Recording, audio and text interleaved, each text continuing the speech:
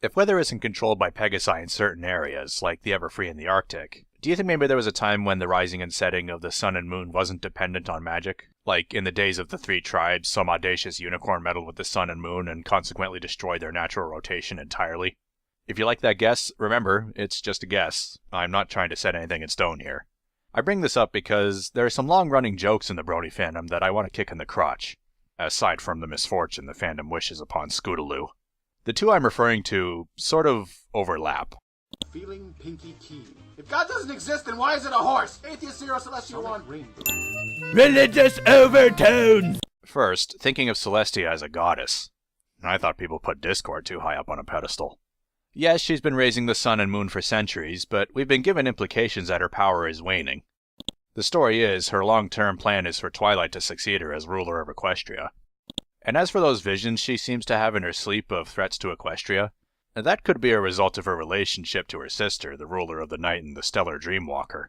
Since she's been performing both their duties for 1,000 years, she might well have picked up a new ability like this, intentionally or naturally. And since raising the moon isn't really her thing, it's understandable that it's not exactly something she can control or work out. Chances are, if Twilight knew about this in Season 1, she'd throw a strop. And that brings us to the other and stupider one. People say feeling Pinky Keen has a religious motif because Twilight fails to find a scientific explanation for Pinky Sense and chooses to just accept it in the end. What was the moral again? I am happy to report that I now realize there are wonderful things in this world you just can't explain, but that doesn't necessarily make them any less true. Isn't it the other way around? She couldn't find a scientific explanation for this bizarre circumstance, but that's what religion tries to do as well. Science tries to explain the Earth's and life's existence by claiming that there was an explosion caused by Sod-All and that at some point all humans were monkeys.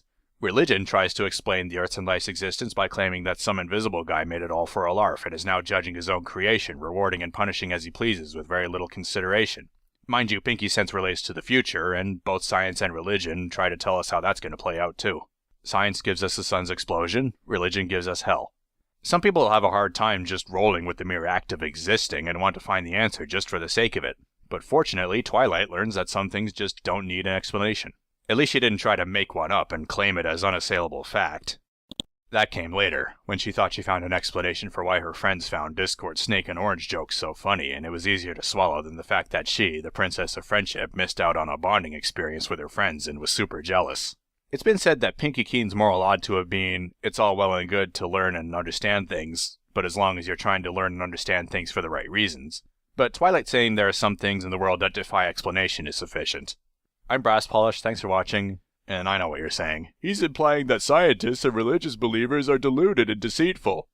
Well, see ya. He's dreadfully rude. I feel quite ashamed. I feel quite ashamed. He's dreadfully rude. And to Brass they said, you mustn't be rude. You make us ashamed. But Brass didn't care a bit.